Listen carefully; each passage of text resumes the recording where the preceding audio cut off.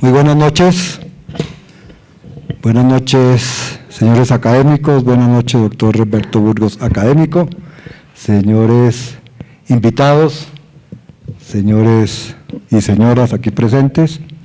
Hoy tenemos una sesión, creo que muy científica, de acuerdo a el nombre de la conferencia, Cerebro, Corrupción y Sanción Social, que presenta el estimado médico neurocirujano doctor Remberto Burgos de la Espriella, académico de esta academia y persona que todos conocemos como un gran conferencista. El tema que nos presenta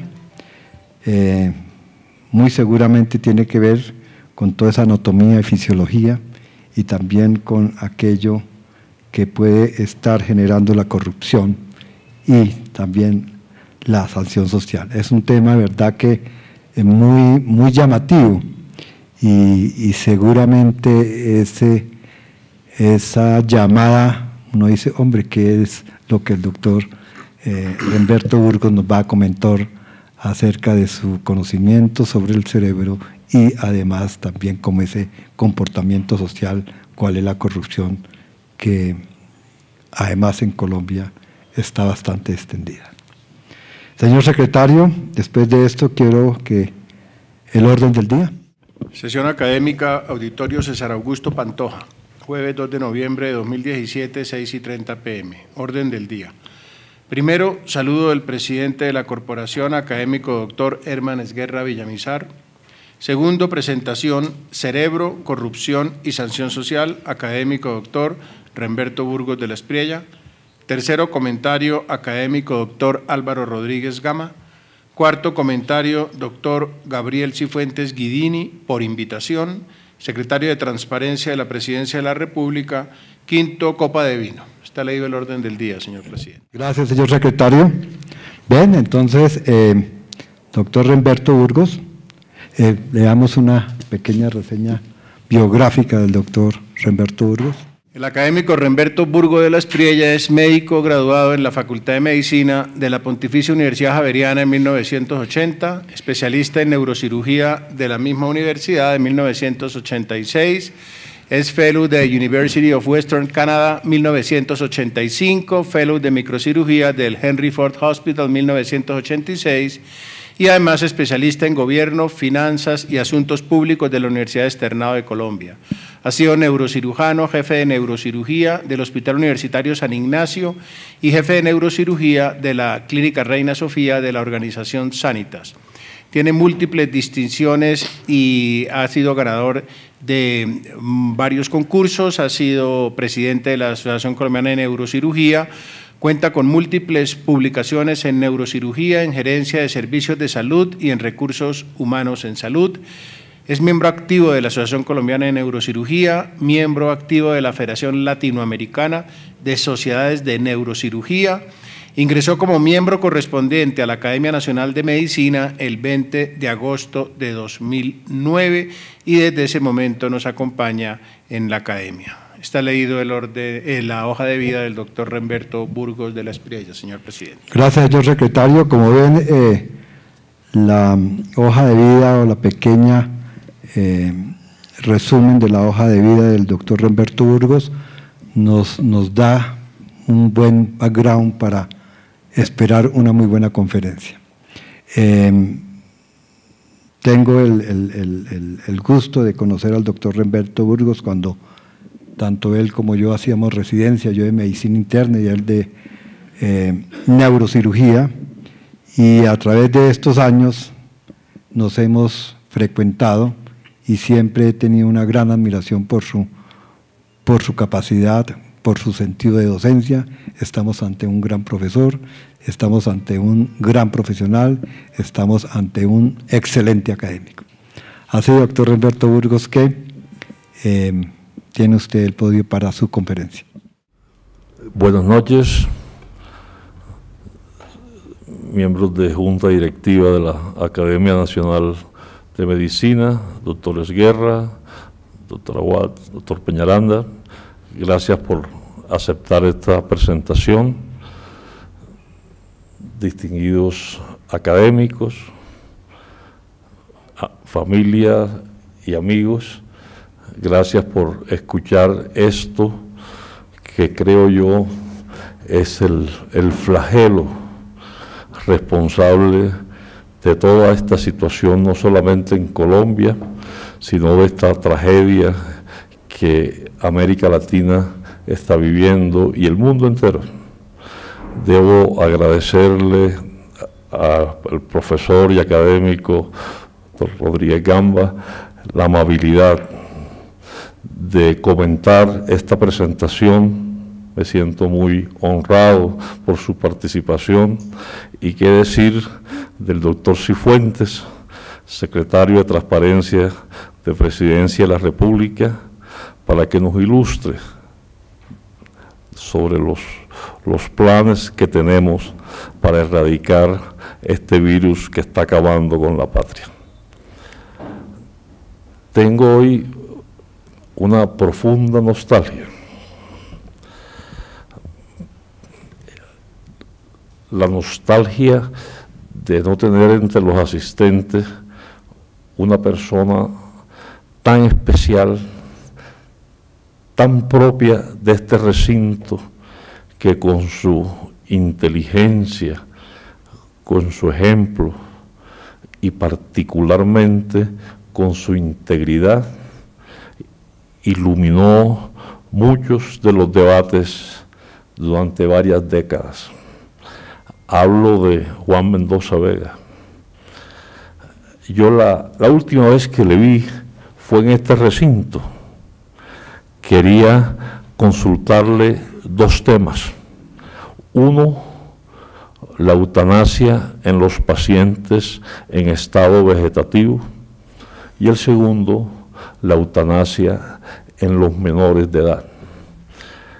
Me escuchó reflexivo, me dejó hablar y al final me dijo: tranquilo, esta esclusa no la podemos levantar todavía hasta que no construyamos un consenso.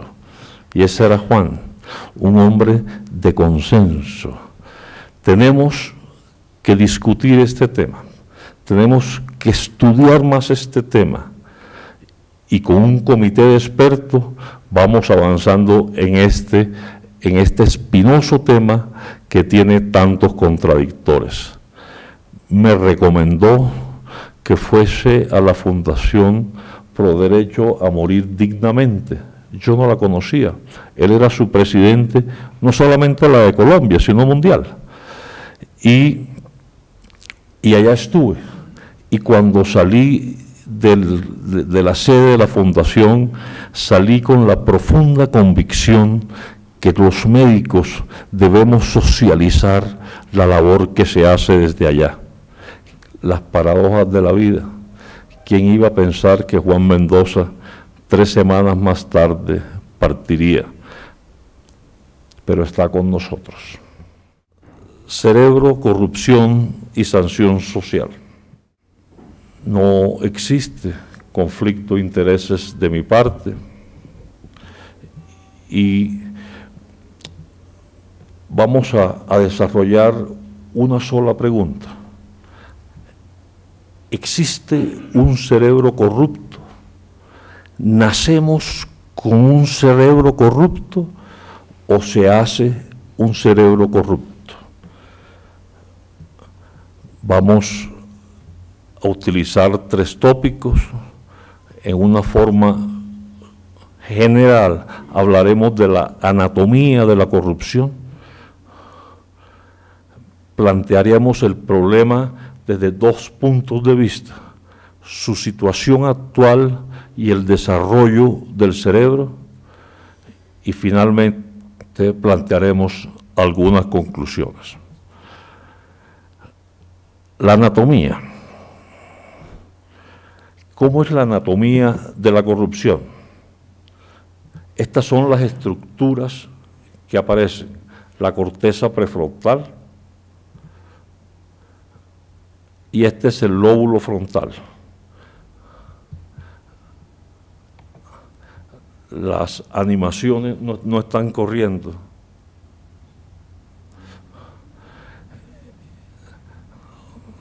Si quiere, sigamos y miramos ahorita.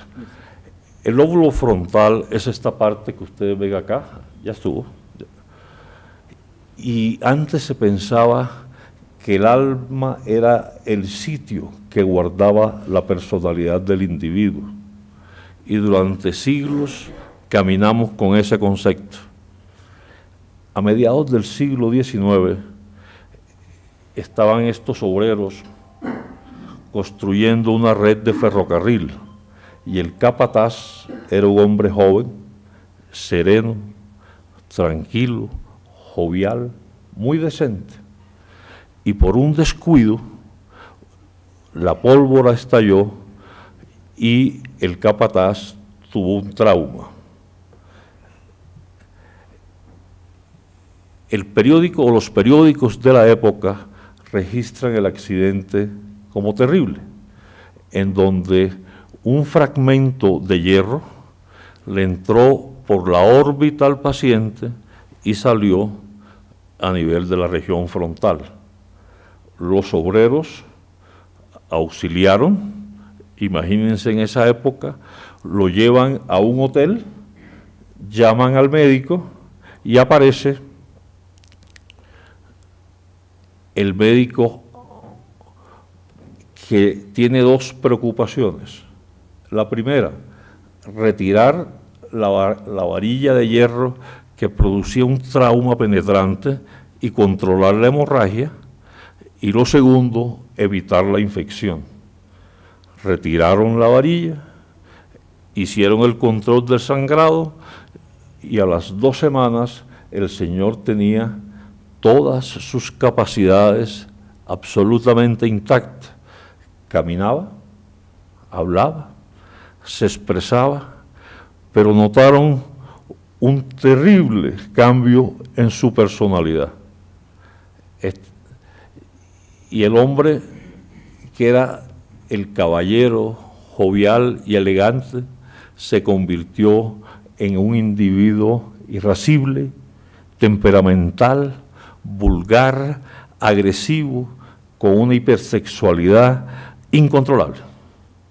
Fue quizás la primera descripción que se tuvo de lo que es un síndrome prefrontal, con todas estas características ya señaladas.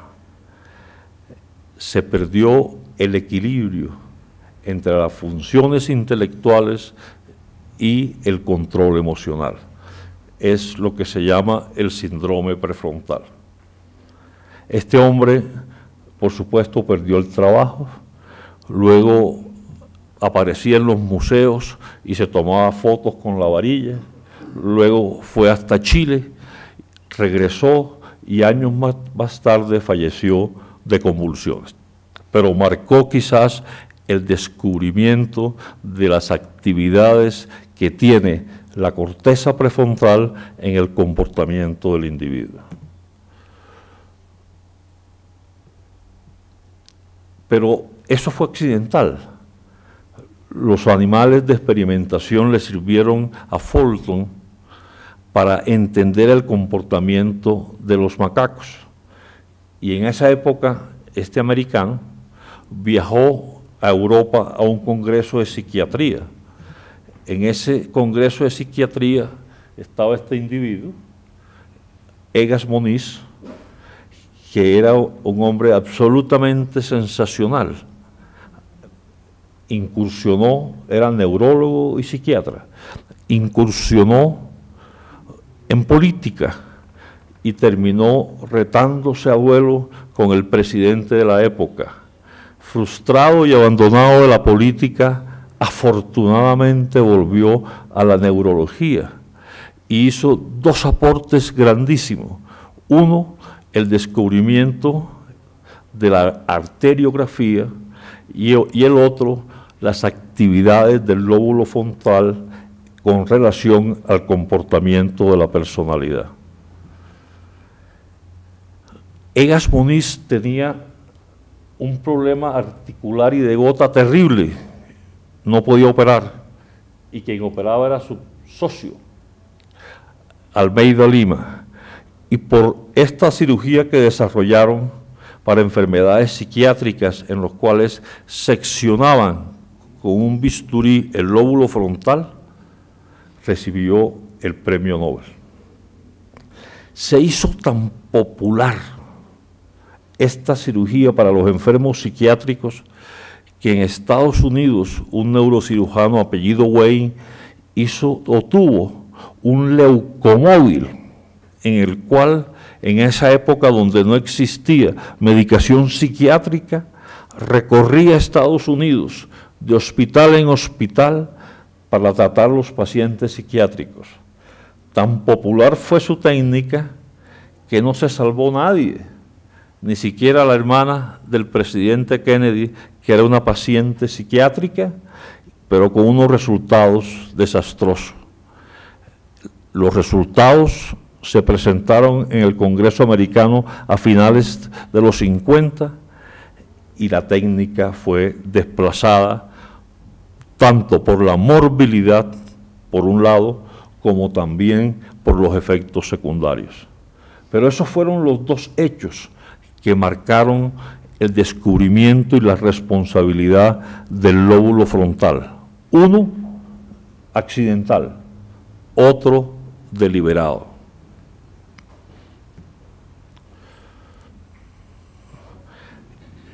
Este es el cerebro y el lóbulo frontal. Fíjense la relación con el cráneo y la parte primitiva nuestra, que es el tallo cerebral, el lóbulo occipital responsable de la visión, el lóbulo parietal de las alteraciones sensoriales, el lóbulo temporal del lenguaje y del comportamiento y el lóbulo frontal. Y dentro del lóbulo frontal, la corteza prefrontal, la del control ejecutivo, la que comanda el comportamiento del individuo, con tres zonas: la órbitofrontal, la ventromedial y la dorsolateral. La corteza prefrontal con una responsabilidad en el comportamiento y control ejecutivo del individuo, en donde está la facultad en la toma de decisiones. Está la conducta social, está la emoción, está la motivación, es lo que nos expresa como humanos. Y dentro de esa, los tres lóbulos, los tres pequeños lobulillos, cada uno con una función principal, pero todos integrados en una red de comunicación que se hace desde el punto de vista funcional imposible de separarlos. El órbito frontal, el ventromedial y el dorso lateral. Función ejecutiva, responsable de lo que somos como individuos, como personas. Luego viene el sistema límbico en la anatomía de la corrupción. Y el sistema límbico está integrado por esta estructura, el cuerpo calloso, que es el puente que une los dos hemisferios cerebrales. Este filamento de integración límbica que se llama el fornix, el cuerpo maxilar, y esto en forma de alacrán, donde reside la biblioteca de cada individuo, que se llama el hipocampo. El tálamo, el gran filtro de todas las sensaciones, el hipocampo y la amígdala del lóbulo temporal, el sensor, el semáforo de todas las emociones.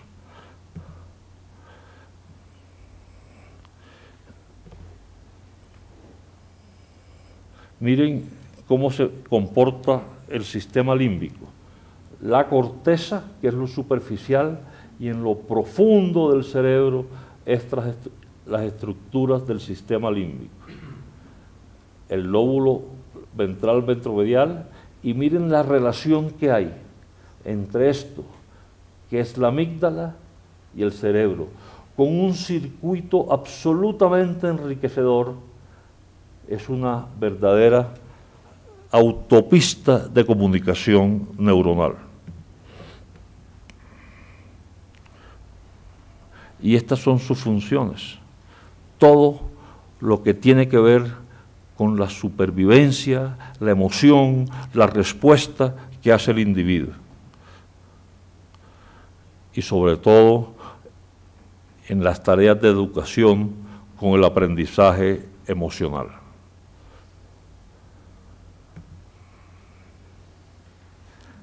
Luego vienen las neuronas en espejo, tercer elemento en la anatomía de la corrupción.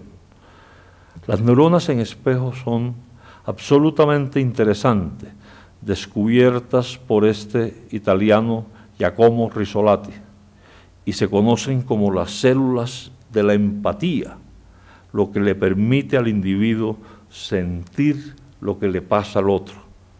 Miren cómo actúan y qué interesante descubrimiento. Cuando el padre hace esto, el niño trata de imitarlo. Entonces, por un lado hay la imitación del gesto, pero también hay el contagio. Cuando alguno de ustedes bosteza, muchos de acá bostezarán. Vamos a evitar que eso ocurra, por supuesto.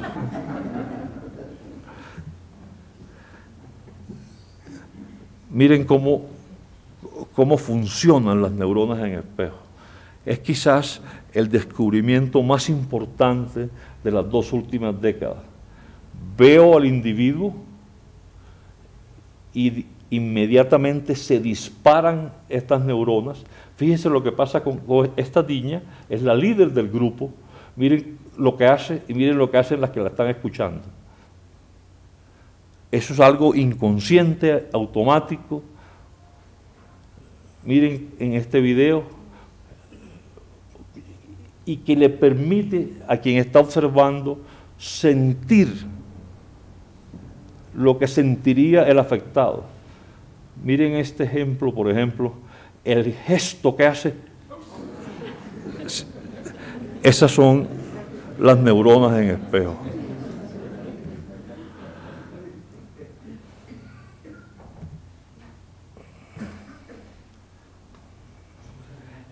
Faltan 5 minutos para que se acabe el partido. Hay un penal, lo cobra la Estrella, falla. Apenas falla, el tipo sube las manos y miren la reacción del público. Automático. Todos con el mismo gesto de imitación del pobre hombre que falló el penal. Salvo 2, los de amarillo. Es decir, esos parece que deberían estar en la otra esquina y no en la esquina de los rojos. Pero si yo quiero comprobar cómo están sus neuronas en espejo, yo les pregunto, ¿qué están sintiendo ustedes con esta diapositiva? El pesar del pobre hombre que falló el penalti. Esas son las neuronas en espejo. Ahora miremos el último elemento de la anatomía de la corrupción, los neurotransmisores. Esta es la sinapsis, la unión de 2 neuronas con este puente. Y esto amarillito son los mensajeros, son sustancias químicas, son mensajeros químicos que llevan la comunicación interneuronal. Y cuando yo hablo de neurotransmisores, tengo que buscar la fuente de dónde está. Y está en este sitio que se llama los núcleos del RAFE medio.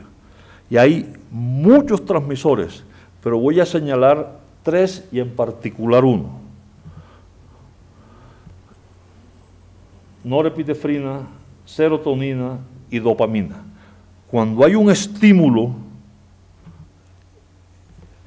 en el adicto, el circuito de placer se estimula desde la dopamina. Por eso es que cuando la droga se pega en el cerebro de nuestra gente, es muy difícil erradicarla por la formación del circuito de recompensa del placer. Y miren lo que hace la serotonina y la dopamina. Estimulan todo el ciclo de vigilia. Se ha demostrado que ante ciertos actos de corrupción, los niveles, especialmente de serotonina, se modifican en el individuo.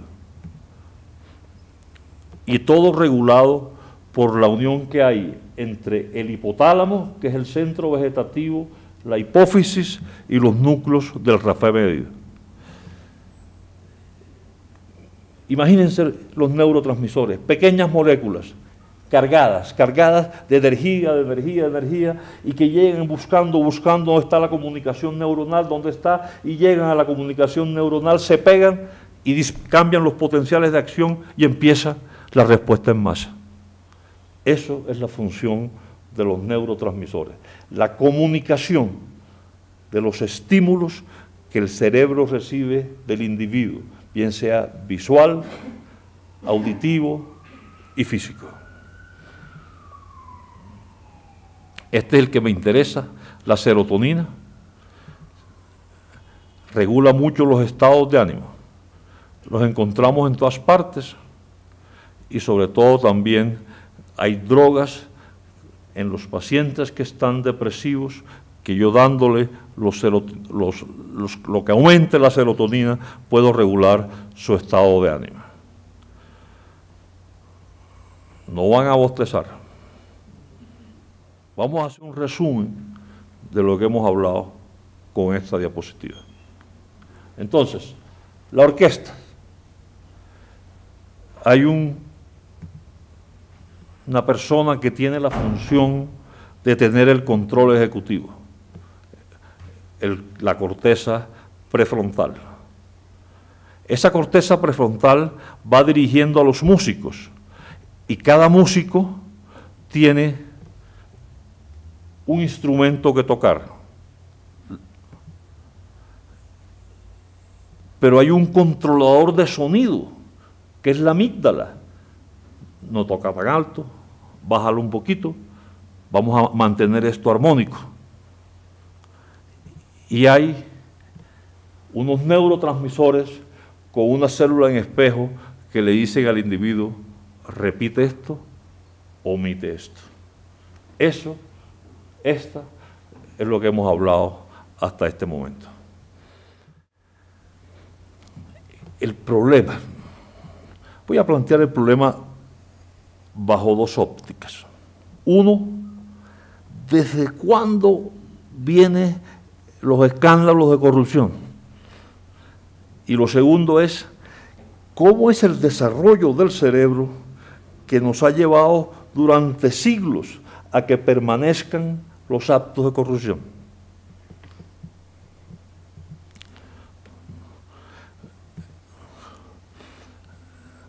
El primer escándalo de corrupción. Hay varios reportes, pero a mí me encantó el de Juan Gosaín. Por allá en 1400 nombraron presidente de la Real Audiencia a Francisco de Santos. El tipo era complicado. Y le decían Francisco de Sangre. Y le dieron 5.000 pesos de la época para que los consignara. Le dan la plata al tipo y la consignación, ¿dónde? De España mandaron al auditor, el señor Mariaco. En el viaje, el hombre se enferma, llega muy grave, lo ve el médico domiciliario de esa época y Francisco de Santos dice que la plata no está porque se la dio a Mariaco. Mariaco en su lecho enfermo dice, yo no he recibido la plata. Llaman al arzobispo, el tipo muriéndose hace una confesión donde dice que él no ha recibido eso, que la plata no se la dieron para el soborno, y Mariaco dice, mire, yo me voy a morir, pero yo soy inocente. Pero ante Dios, Francisco de Santos sabe que él es el culpable. Y si yo me muero, en los próximos 15 días se va a morir Francisco de Santos. Entierran a Mariaco y antes de 15 días se muere Francisco de Santos. La plata no apareció. La profecía de Mariaco se cumplió. Ese es quizás el primer escándalo de corrupción en relatos de Juan Gosaín. Bolívar estuvo preocupado siempre por los actos de corrupción y decretó una condena. Aquel funcionario público que se robaba cualquier billetico, pena capital. Era la única forma de detener ese flagelo que era peor que las enfermedades infecciosas de esa época. Pero, ¿qué significa la corrupción para el país? A mí las cifras no me caben en la cabeza, pero tengo que poner ejemplos para yo entenderlas. Vea lo que dice el Contralor, lo que dice el Procurador, el 50% de los gastos de salud con relación al PIB. Todos los días sale uno, y es que como si sale uno y se despierta el otro. ¿Y qué le cuesta al país este delito? Por Dios, lo que la nación invierte, qué horror. El 4% del PIB.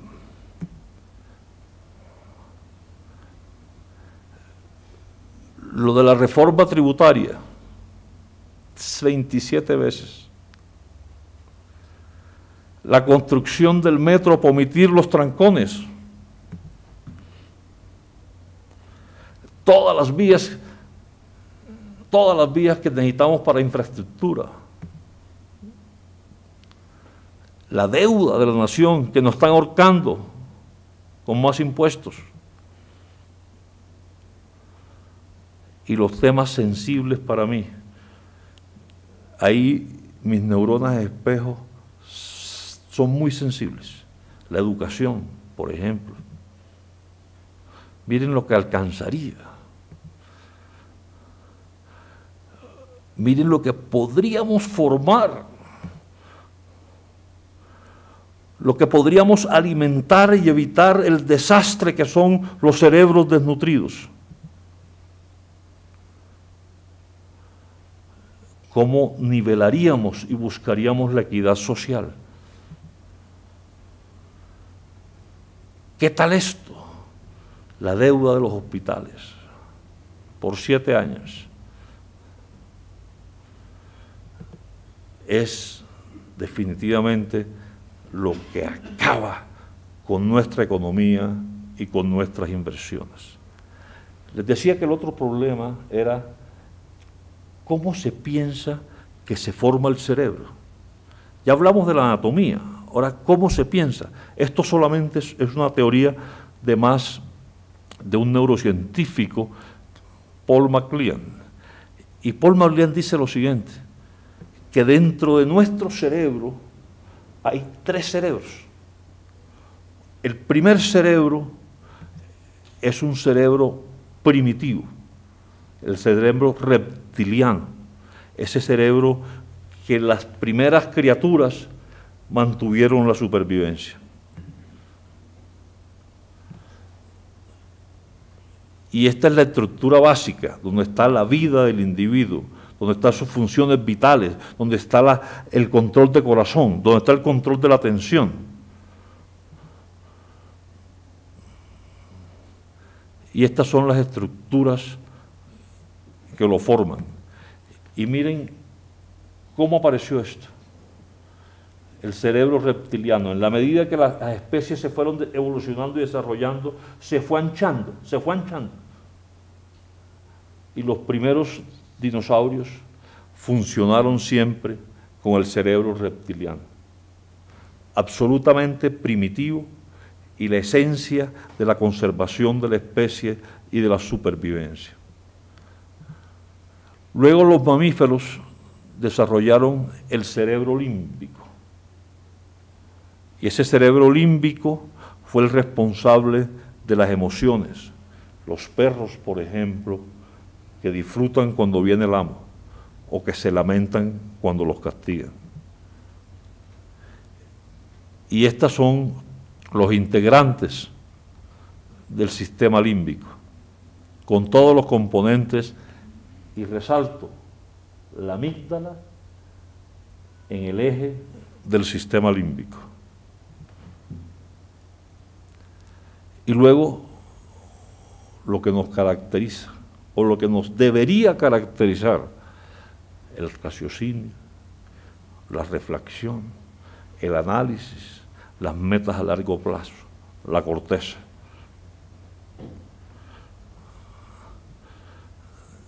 Y la corteza, con sus 3 lóbulos, 4 lóbulos, y el director de orquesta de la personalidad. Y esta es la evolución del Homo sapiens. Inicialmente eran unas columnas en la corteza, y en la medida en que fuimos evolucionando, las columnas no cabían dentro del cráneo, y las columnas, en un mecanismo absolutamente fascinante, se fueron doblando y arrugando, formando montañas y valles, y es lo que tenemos hoy como nuestro cerebro.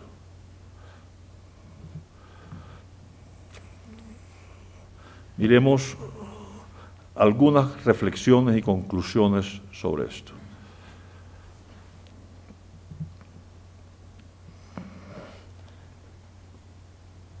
Vamos a tratar estos 4 puntos.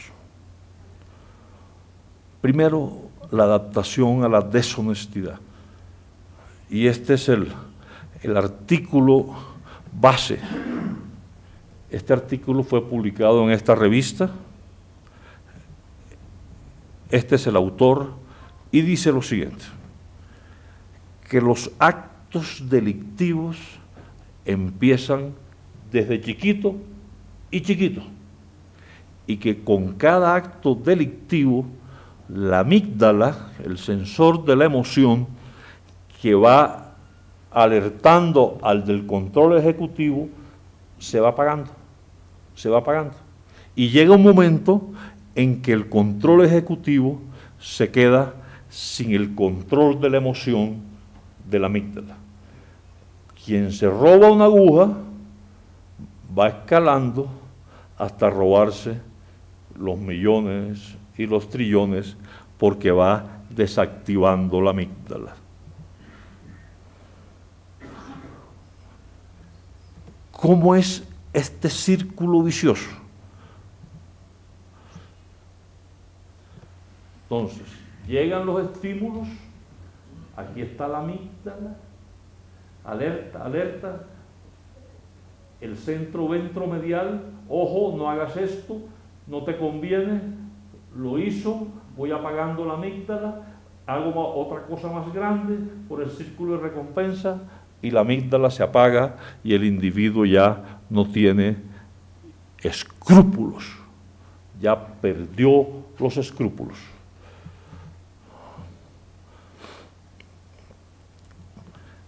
Y esto es el resultado de que lo que empieza como algo chiquito desde las primeras edades se va convirtiendo paulatinamente en algo grande. Entonces, la corteza frontal ventromedial y la amígdala son los responsables del manejo conjunto en la toma de decisiones. Obviamente, con depresión o aumento de los neurotransmisores. Cuando yo tengo aumento de la serotonina, soy proclive a los actos delictivos. No tengo remordimiento. E igualmente con las neuronas en espejo.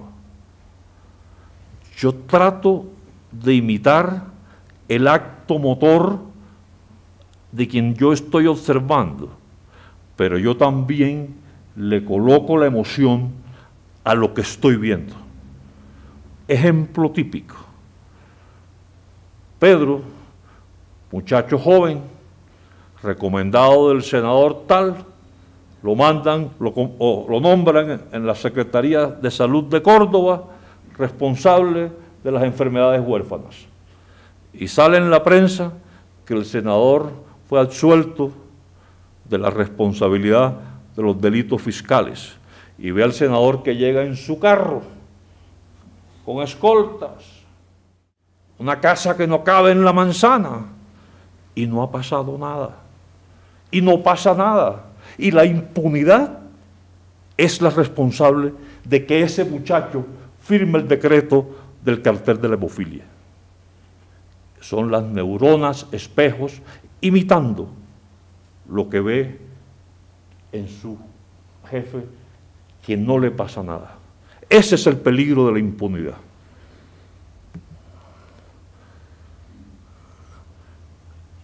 Y hay algo que a mí me parece fascinante, y es el término de la miopía del futuro. ¿Por qué nosotros, sin atenernos a las consecuencias del mañana, cometemos los actos delictivos? ¿Será que nosotros somos los finés gay del siglo XXI? ¿Por qué no nos tiembla hacer un delito hoy si más tarde vamos a pagar las consecuencias? Ese término se llama la miopía del futuro. Galán, sin conocer nada de esto, escribió alguna vez que este era un país de ciudadanos inmediatistas. La recompensa inmediata que yo obtengo es lo importante, y no pienso nunca qué va a pasar después.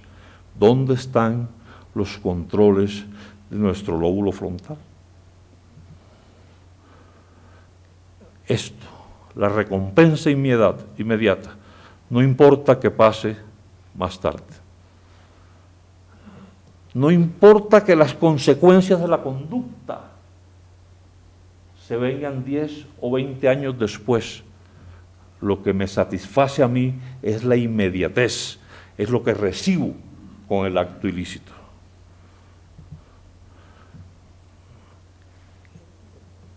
Yo me pregunto, ¿qué queremos dejarle a nuestros hijos? María Estela, que está acá, por cierto, la amígdala de mi alma. Cuando hablamos de todos estos temas, yo digo, ¿qué quiero dejarle yo a mis hijos? Y yo digo, yo quiero dejarle raíces, como el bambú. Quiero dejarle tradición, quiero dejarle normas, quiero dejarle reglamentos, quiero dejarle valores. Pero también quiero dejarles, como el águila, alas que vuelan, que se eleven en proyectos de vida, pero que se lleven siempre proyectos de vida por el camino correcto. Eso es lo que queremos nosotros para nuestros hijos. Lo mismo queremos para nuestros jóvenes. Y la miopía del futuro lleva a otro término oftalmológico que se llama la ceguera social. La ceguera social es quizás más que el daño fiscal, es el problema más grande que pasa con el ejemplo del corrupto y de una sociedad permisiva. Miren el cerebro del adolescente. El cerebro del adolescente tiene dos fenómenos muy interesantes. Uno se llama la arborización y otro se llama la poda. Cuando el chico tiene 5 años, tiene mucha sustancia gris y se pobla de sustancia gris. Y a los 12 años, la sustancia gris se va reemplazando por sustancia blanca hasta que se forma un equilibrio entre sustancia gris y sustancia blanca. ¿Qué significa eso? Como cuando ustedes tienen un rosal y las hojas y las que no sirven la vamos quitando para que las nuevas y las buenas se hagan firmes, se hagan consistentes. Pero en este periodo, de los 14 a los 25 años, por cierto, los romanos decían que la mayoría de edad debía darse a los 25 años. En ese periodo, el individuo tiene la mayor vulnerabilidad en su lóbulo frontal. Es donde está más sujeto a influencias. Imagínense a un grupo de muchachos en cualquier colegio de Bogotá que ven las noticias y encuentran todas estas cosas que ya nosotros estamos saturados de ver. Y miren cómo se forma el cerebro del adolescente. Perdón. En donde lo último que se forma es la corteza ventromedial. Y yo necesito que esa miopía del futuro la cambiemos por esto que se llama visión para el futuro. Hay que enseñar el camino fácil, que es el camino fácil, pero correcto. Desafortunadamente, a veces en nuestro medio, el fácil es lo delictivo. Hay que atajar la impunidad, por Dios. Eso anestesia todos los valores. Hay que pensar en este término, y yo no soy político, la neurodemocracia, Gabriel. Neurodemocracia, no se lo olvide.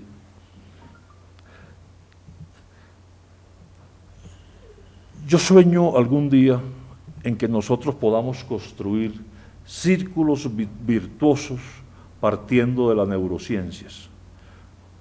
Estudiar los fenómenos neurobiológicos para yo identificar por medio de exámenes a los futuros funcionarios.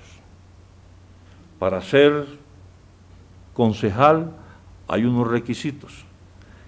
¿Qué tal que nosotros digamos, no sabe qué? Aparte de eso, hay una cosita que se llama neurodemocracia, que usted tiene que cumplirlas. Entonces, yo puedo identificar con biomarcadores aquellos funcionarios que sean proclives a los actos de corrupción. Esto está experimental, pero esto viene en un proceso evolutivo muy avanzado. Hay personas que han trabajado muchísimo en esto, Bechara, Damasio, etc. Y van avanzando. Así como yo detecto enfermedades, yo de pronto con un examen de sangre puedo decir, epa, este hombre no es el gallo para esto, porque es proclive a la corrupción. ¿Y qué tal que yo le diga a los candidatos? Perfecto, vamos a hacerle a usted una resonancia funcional a ver cómo está la relación de su amígdala y su corteza ventrofrontal. ¿Verdad? Absolutamente, no, está violando el derecho del individuo y tal, y tal, y tal, y tal, y tal, perfecto. Pero quiero que piensen en esto, porque es que la medicina no puede estar autista de la realidad social. La academia no puede estar distante de la realidad social. Esto tiene sentido en la medida en que hay coherencia entre lo que hablamos aquí y lo que proyectamos hacia afuera.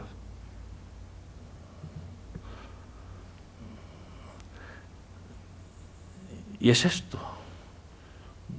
No nos duele lo que está pasando.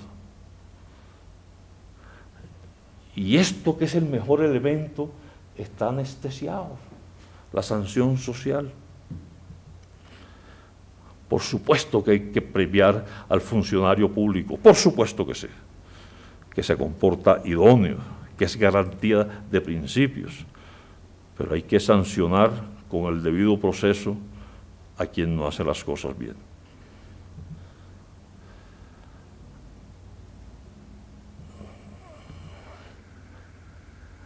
Más importante que las IAS, más importante que eso, son las vedurías ciudadanas. Más importante que eso.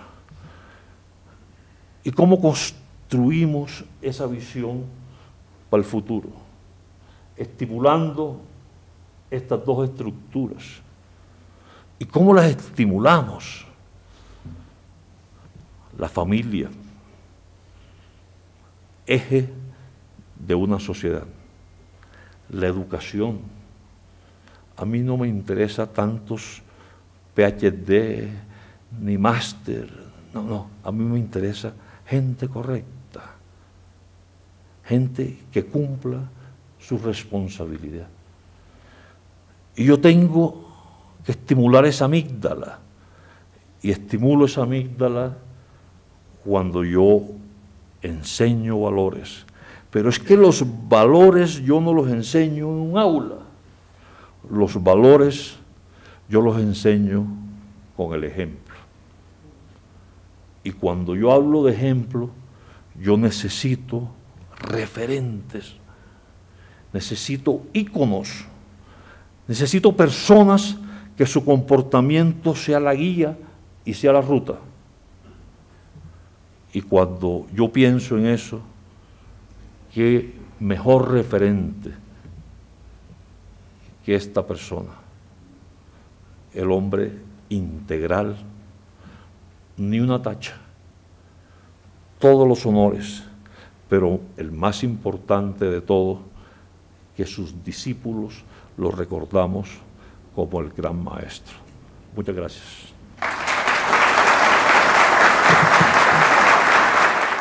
En verdad no nos alejamos de esta gran verdad, de la gran capacidad de expresión, de la gran claridad y de la virtuosidad que el doctor Remberto Burgos tiene para expresarse y darnos a conocer todos esos pensamientos, todos esos conocimientos y todas esas bases en los cuales está fundamentando su conferencia.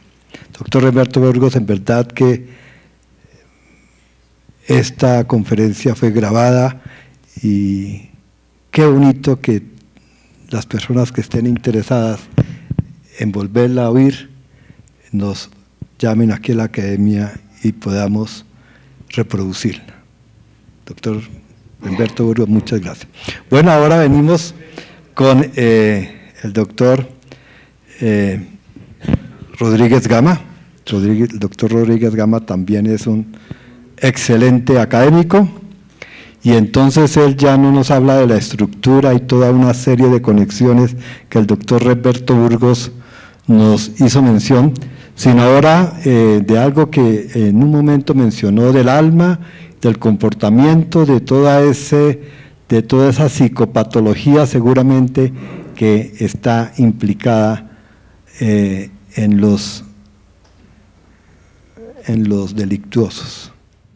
Muchas gracias, doctor Álvaro Rodríguez Gama. Tiene usted el podio.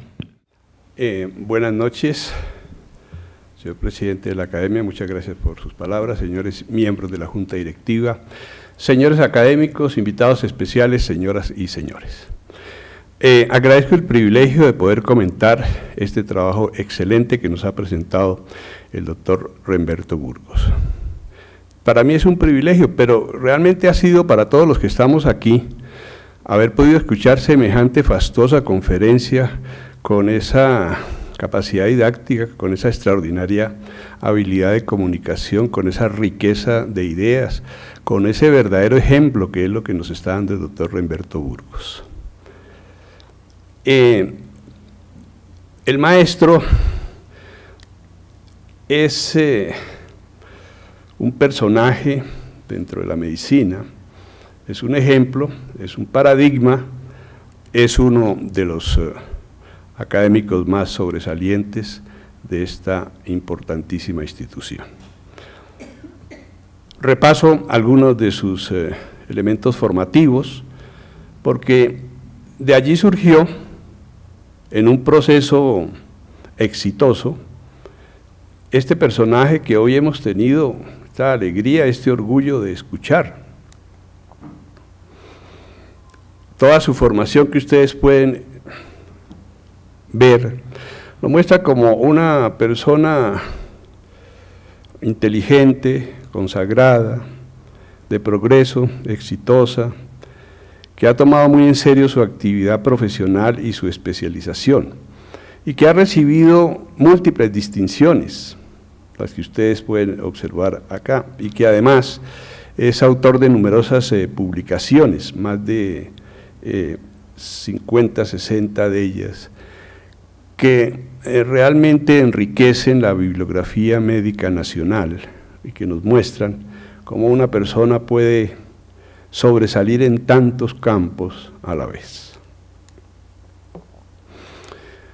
Por supuesto, pertenece a muchas sociedades y además actualmente el presidente honorario de la Federación Latinoamericana de Sociedades de Neurocirugía.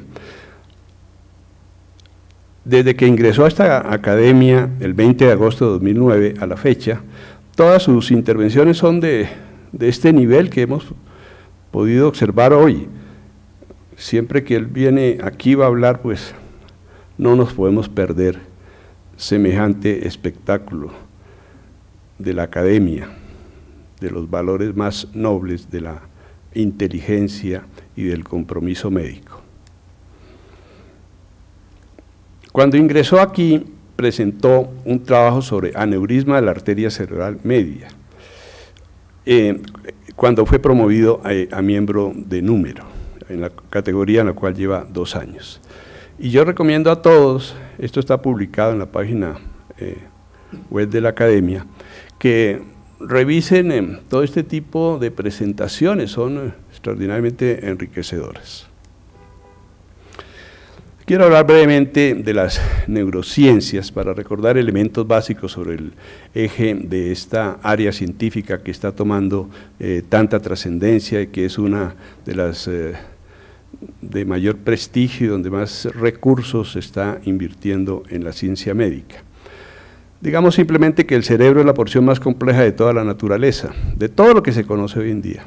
Nada es tan complejo como el cerebro, nada interactúa de esa manera fascinante, anatómica, pero también química, también eléctrica, también magnética, y todas las situaciones humanas y el progreso de esta civilización que está absolutamente exponencial y que es de un agigantamiento impresionante, se debe a la existencia del cerebro.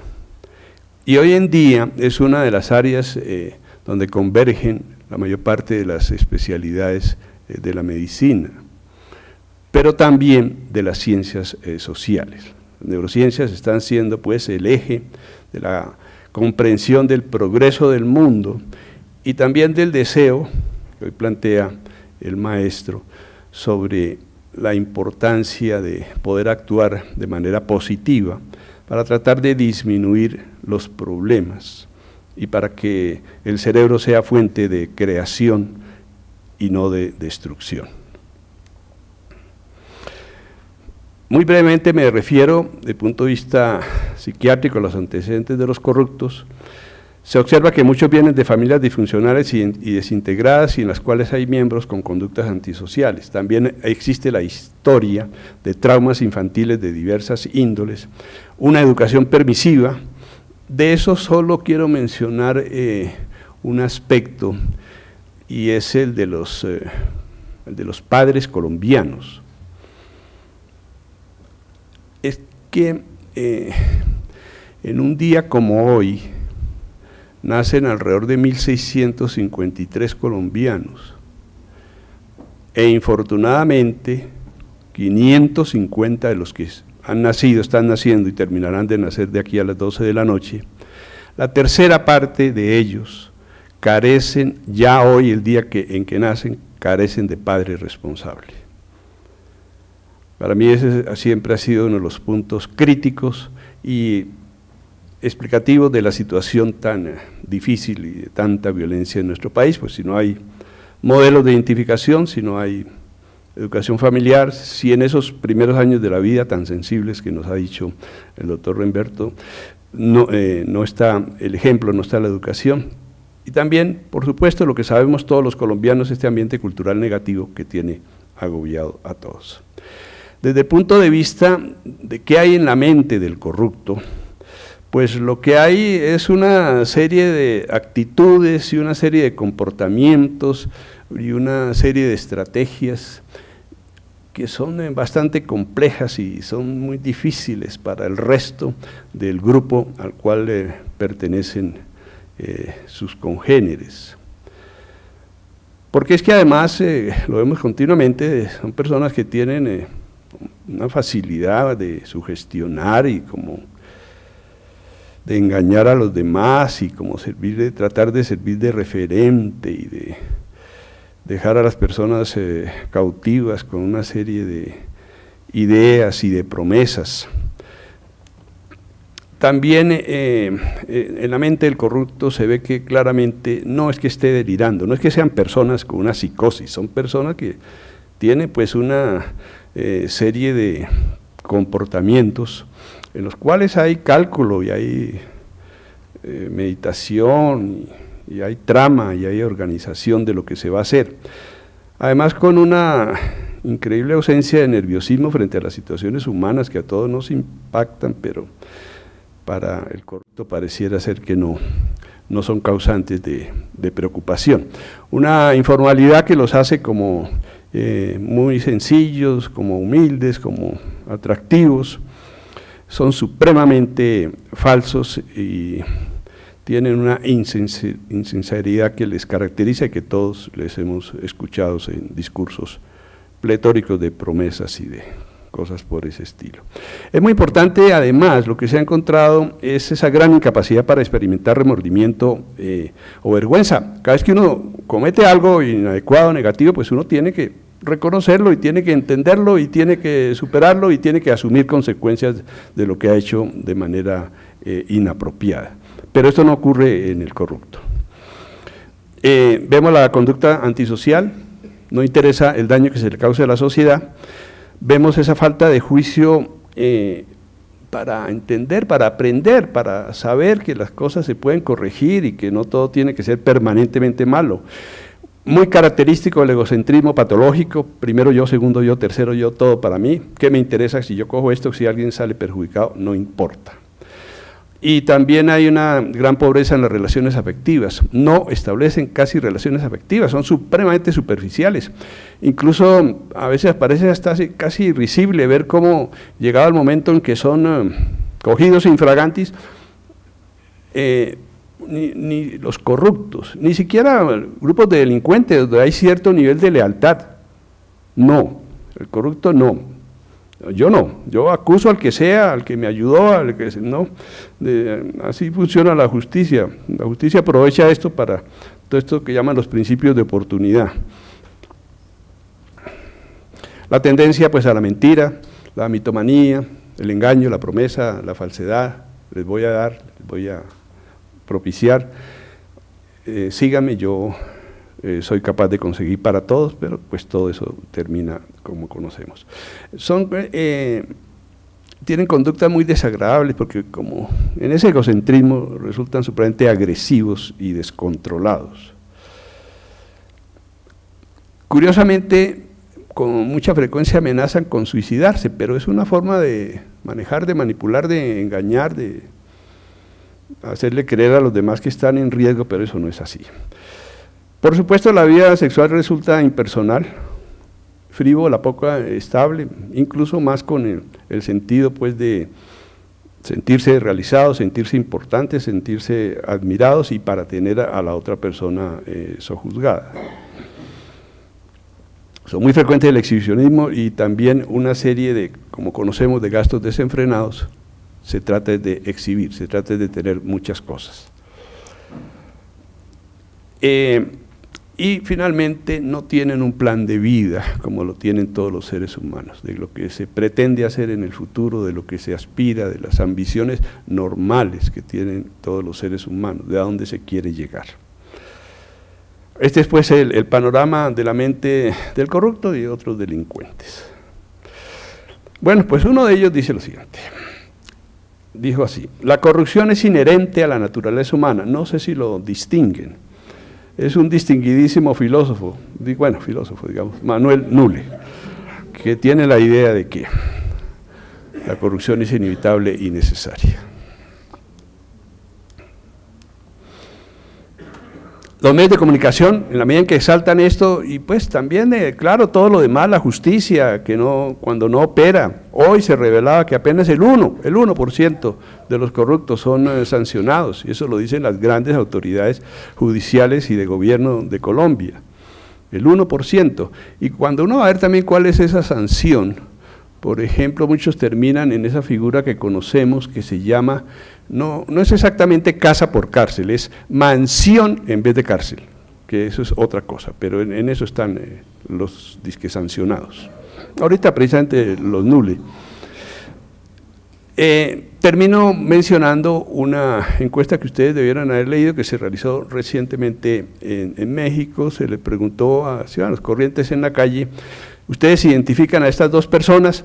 Identificaron todos rápidamente al Chopo Guzmán, un gran narcotraficante mexicano, y muy pocos al otro personaje, y el otro personaje, ni más ni menos que Mario Molina, Premio Nobel de Química, que es la persona que descubrió que los organoclorofluorados causan daño en la atmósfera y pueden romper la capa de ozono, y gracias a esas advertencias pues se ha evitado a la humanidad pues una catástrofe de proporciones bíblicas.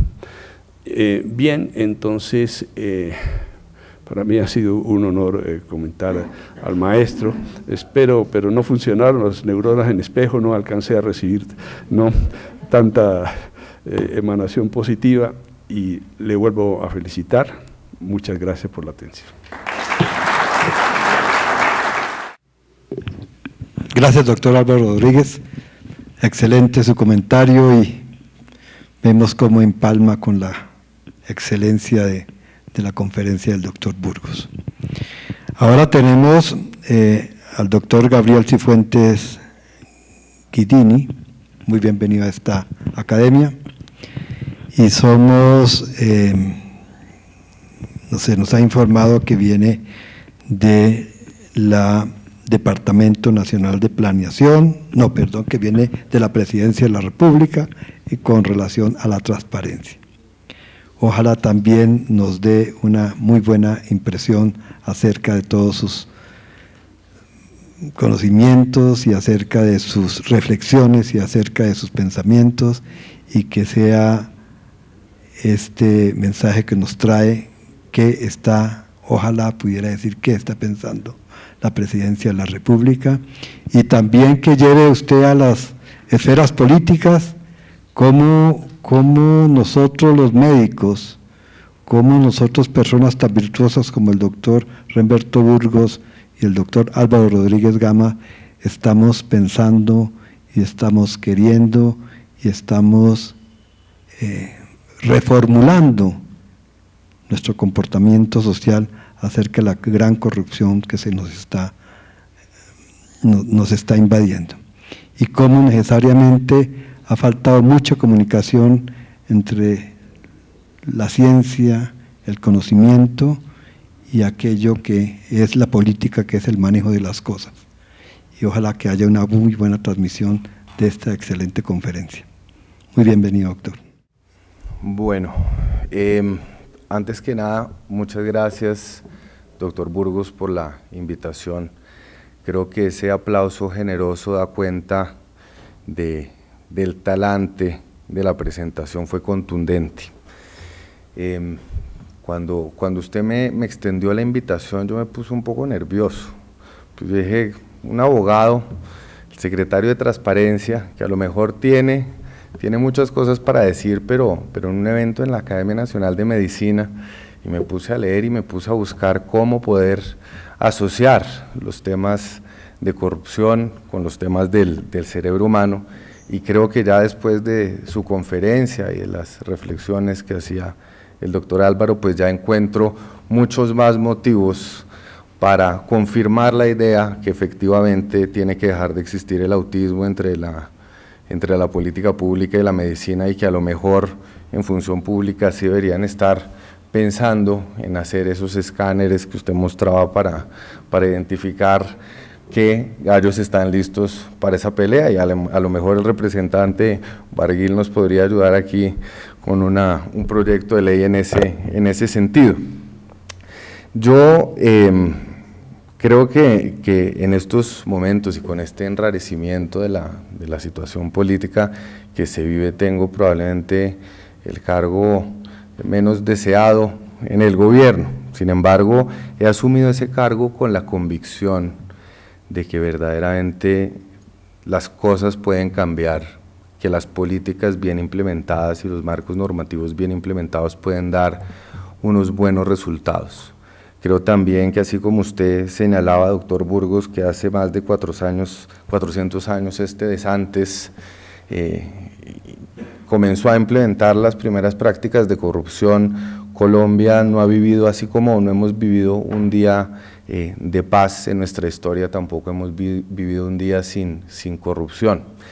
Lo que pasa es que sí considero que a lo largo de estos últimos años, de este último medio siglo, por ver lo que enfrente teníamos y los retos que representaba el conflicto armado, dejamos de ver este gran enemigo que siempre estuvo ahí y que a lo mejor no atendimos de la manera más eficiente para controlarla. Sin embargo, en la charla que les quiero dar hoy, quisiera también ver las cosas desde otro punto de vista, plantearles a ustedes una reflexión no desde lo que falta, sino desde lo que se está haciendo, desde lo que se ha hecho, para que podamos llevarnos nosotros también un mensaje de esperanza frente a lo que se está emprendiendo para combatir este fenómeno. Entonces, volviendo un poco a mi principal preocupación, que era cómo asociar el fenómeno de la corrupción con el cerebro humano, encontré diferentes artículos que señalaban la relación entre los aspectos cognitivos, individuales y de percepción del cerebro humano y la corrupción. Y en efecto, en un artículo de una universidad inglesa muy prestigiosa, se señalaba que el cerebro, cuando se acostumbra a mentir cuando encuentra beneficio en la mentira, y eso se puede relacionar también al corrupto. Una persona corrupta tenderá a reincidir cuando encuentre beneficio en su actuar. Y cuando uno lee la literatura en materia de corrupción, los informes de Transparencia Internacional, si nosotros entendemos que hay ciertos estímulos que generan en el individuo una propensión hacia la reincidencia de actos de corrupción, podemos entender que ningún país es ajeno a la corrupción. Sin embargo, cuando nosotros también entendemos que el fenómeno de la corrupción puede estar alimentado, por así decirlo, por factores exógenos, por factores sociales, tal y como lo han definido los economistas sociales, países como el nuestro, que probablemente tiene instituciones más débiles, un sistema de justicia no tan independiente, sistemas de libertades no del todo desarrolladas, poco acceso a servicios y bienes, pues por supuesto van a generar entornos mucho más favorables, que desde lo individual puedan generar actos de corrupción y que también, como usted muy interesantemente lo decía, a través de del análisis de las neuronas espejo, puedan generar también un ambiente donde la corrupción se reproduzca de una manera mucho más extensa. Pero quiero también, y esto yo lo quiero afirmar de una manera categórica, y no quiero que malinterpreten esta presentación. Hoy por hoy la peor forma de violencia que está viviendo Colombia es la corrupción. La corrupción no es un problema secundario, la corrupción, como usted también mostraba en la presentación, le cuesta al país en inversión social, en competitividad, en recursos, en el mejoramiento del sistema de educación, de salud, en la confianza ciudadana. La corrupción es probablemente el peor problema que estemos enfrentando nosotros. Pero quiero también analizar el fenómeno de la corrupción, y agradezco también que haya hecho el ejemplo de las neuronas espejo, a partir de la percepción que tienen los ciudadanos y muchas veces las brechas que existen entre lo que está sucediendo y la forma como se entiende el fenómeno en nuestra sociedad. Generalmente cuando yo hago esta clase de charlas, no me permitiría con un público tan resaltado, hago un sondeo y le pregunto a las personas que están en el auditorio cuántos creen que la corrupción es el peor problema de Colombia o cuántos creen que Colombia está inundado de corrupción, y automáticamente todo el auditorio me levanta la mano. Pero después, cuando yo les vuelvo a hacer una pregunta y les digo cuántos de ustedes han sido víctimas de un hecho de corrupción, la proporción cambia drásticamente. Lo que muestran efectivamente las encuestas es que hay una brecha enorme entre la percepción de la corrupción y la victimización por actos de corrupción. Nuevamente, con esto no quiero decir que la corrupción no sea un problema, que no haya actos de corrupción, pero queremos nosotros también entender, para formular políticas públicas más adecuadas, cuál es la relación que existe entre la percepción social y la victimización real de este fenómeno. También, de acuerdo con los estudios, se puede entender que los colombianos difícilmente asocian el fenómeno de la corrupción con reales actos de corrupción. El 77% de los colombianos encuestados asocia el fenómeno de la corrupción con temas sobre los que no están de acuerdo, y generalmente cuando se expresan sobre los posibles actos de corrupción, lo expresan en un tono, por supuesto, de rabia y de crítica, pero las proposiciones de los colombianos nunca van en un sentido propositivo, en un sentido informativo. Es decir, nosotros sí podemos entender que hay una sociedad de un inconformismo frente a las políticas del Estado, del gobierno, frente al inconformismo de una situación social y la asociación con hechos de corrupción.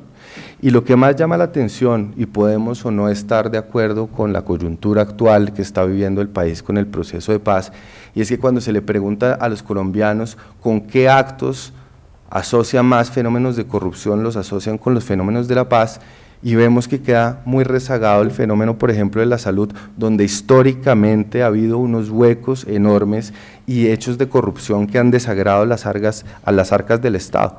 Ni qué decir, por ejemplo, de los desfalcos en materia de infraestructura.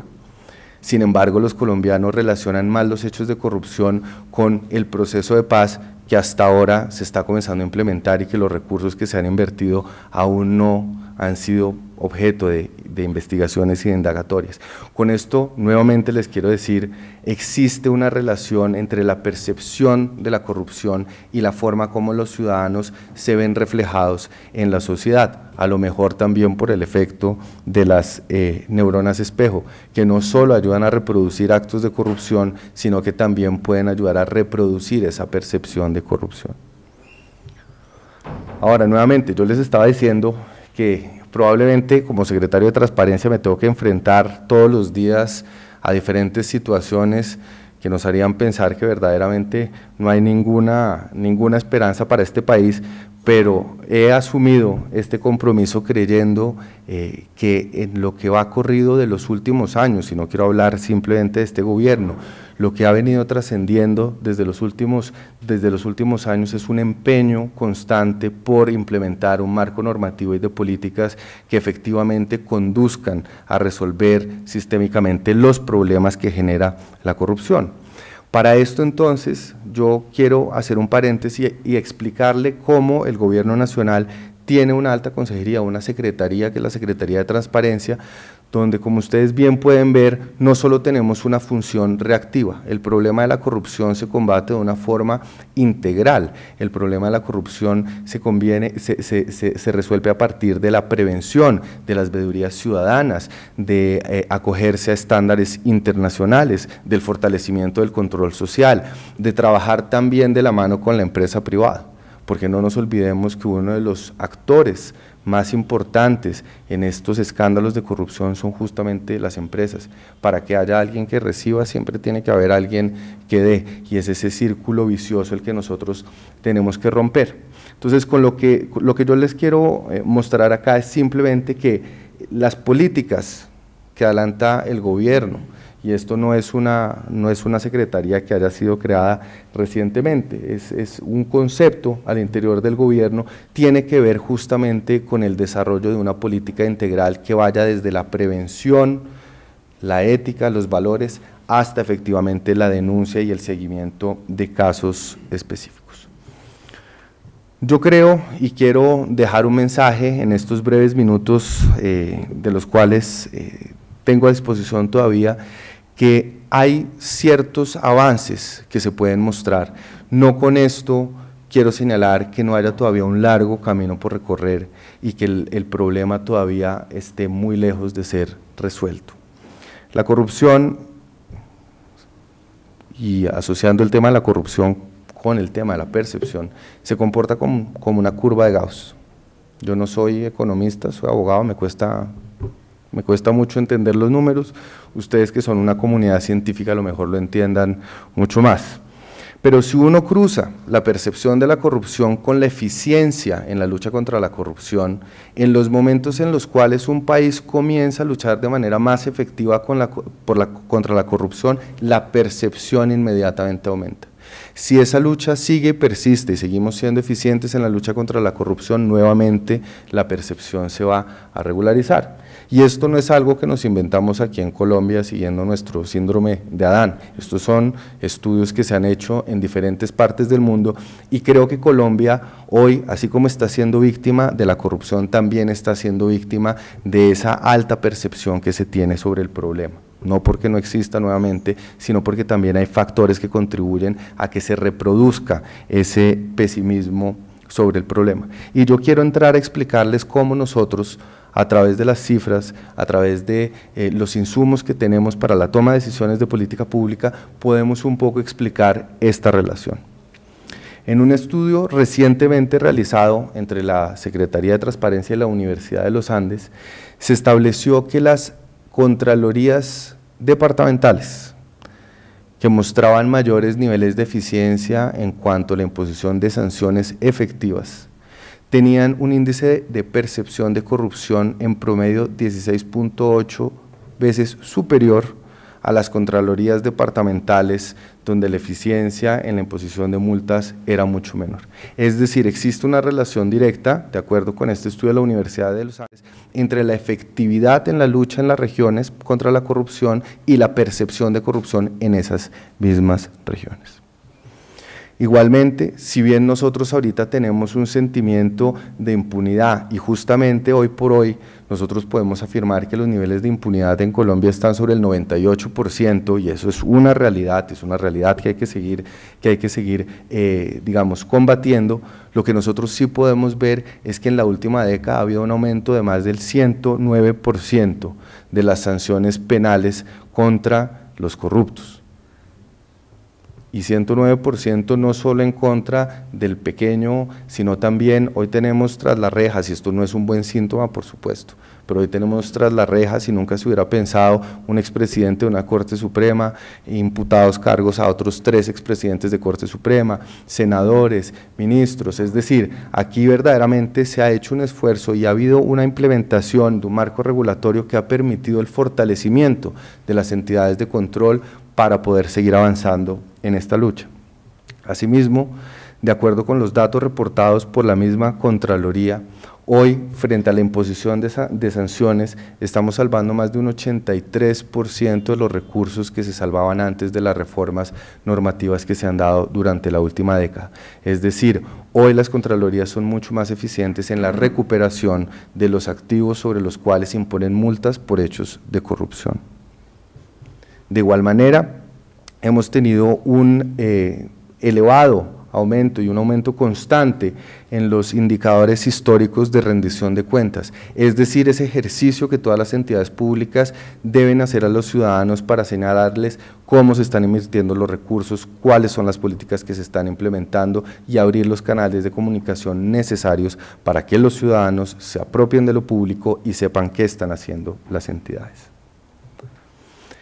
En materia de oferta de información pública, es decir, la información que publican las entidades para el acceso de la ciudadanía, ya sean datos abiertos, ya sea a través de comunicaciones, de la página web, de ejercicios también de publicaciones y de socializaciones constantes, lo que nosotros podemos ver es que hay una tendencia constante a mejorar el acceso a la información pública. Y esto obviamente nos lleva a que cada vez sean menores los grados de tolerancia de los colombianos frente a los hechos de corrupción. Hoy por hoy un colombiano está menos dado a aceptar un acto de corrupción, un soborno, una irregularidad. Es decir, hoy tenemos instituciones más fortalecidas, instituciones que dan más información y colombianos que son menos tolerantes frente a los hechos de corrupción. Y nosotros desde la Secretaría también vemos esto a partir de las denuncias que llegan día tras día por parte de los ciudadanos. A lo largo de los últimos 4 años hemos aumentado en más de 180% el número de reclamos ciudadanos. Y esto no sé si sea un indicador bueno o es un indicador malo, pero seguramente hoy los ciudadanos están denunciando más de lo que denunciaban hace unos años. Yo creo que nosotros hemos hecho grandes esfuerzos, y nosotros no hablo como gobierno, hablo como Estado, se han hecho grandes esfuerzos, y aquí el representante Barguil también podrá dar cuenta que Colombia hoy cuenta con el marco normativo en materia de corrupción más ambicioso que hemos tenido en nuestra historia republicana. Desde la expedición del Estatuto Anticorrupción, pasando por la Ley de Transparencia, Participación Ciudadana, la Ley Antisoborno, códigos de ética, decreto de personas expuestas políticamente, tenemos un marco normativo sólido que ha fortalecido a las entidades, que está reduciendo cada vez más los beneficios para los corruptos y que obviamente toma su tiempo en ser implementado y en ser ejecutado. Hemos tenido también un proceso de fortalecimiento institucional, reformando instituciones históricamente corruptas, creando nuevas instituciones y eliminando otras que verdaderamente no cumplían ningún propósito. Igualmente se han creado instancias de coordinación interinstitucional muy importantes como la Comisión Nacional de Moralización, las comisiones regionales de moralización, el fortalecimiento de la Comisión Nacional Ciudadana de Lucha contra la Corrupción, y así se han creado también instancias de Estado y no de gobierno para luchar contra este fenómeno. Y finalmente también hemos tenido avances en lo que tiene que ver con la información pública y los sistemas de información de compras públicas, acuerdos marco de precio y una serie de instrumentos que sirven para estandarizar los procesos de compra en nuestro país. Es así que nuevamente, y quiero reiterar para que no se lleven un mensaje equivocado, si bien reconocemos que la corrupción es el peor cáncer y a lo mejor deberíamos darle un tratamiento de salud pública, de acuerdo con lo que vimos hoy de manera ilustrativa, hoy no podemos dudar, a pesar del pesimismo que tenemos, a pesar de la percepción que existe, que por lo menos institucionalmente, yo no puedo decir socialmente o individualmente, institucionalmente Colombia castiga más, visibiliza más la información, está entrando en una cultura de rendición de cuentas que va a formar a los ciudadanos para que exijan más y tenemos una ciudadanía cada vez menos tolerantes. Yo quiero concluir con una idea y es que muchos, y sobre todo en los temas de corrupción, ven una noticia y quieren reacciones inmediatas. Hay una relación inmediatista entre el ciudadano y la solución que espera. una solución inmediatista que es ver a la persona tras las rejas. Sin embargo, un problema estructural como el de la corrupción requiere soluciones estructurales, y las soluciones estructurales muchas veces toman tiempo. El mensaje que les quiero dar es que si bien la corrupción es un problema que nos tiene a nosotros ahogados, estamos nosotros implementando todas las políticas y todas las normas necesarias para poder aportar en el cambio. Concluyo señalando que aquí, como lo señalaba el doctor Burgos, todos somos actores de cambio. Desde nuestras familias hasta nuestros comportamientos, el ejemplo que nosotros damos y la forma también cómo nos relacionamos en sociedad. Muchas gracias por este espacio. Gracias, doctor Gabriel Cifuentes. En verdad hemos tenido una velada excelente. Hemos tenido la suerte de contar con 3 expositores muy virtuosos. Esa virtuosidad de la cual también habló el doctor Humberto Burgos, que es necesario que nuestra sociedad en algún momento empiece a practicar y empiece a generar y empiece a dar a todos los niveles la virtuosidad que necesitamos.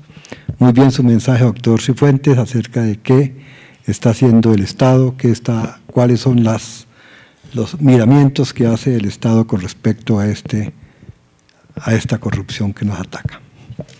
Bien, creo que se nos ha acabado el tiempo. Creo que hemos tenido una muy, pero excelente conferencias, excelentes presentación, y hace unos meses pensamos, y esto es para el año entrante, desarrollar un foro sobre corrupción en salud, y creo que si eso lo hacemos el año entrante, ustedes van a ser uno de los expositores, los 3 de ese foro. Muchas gracias.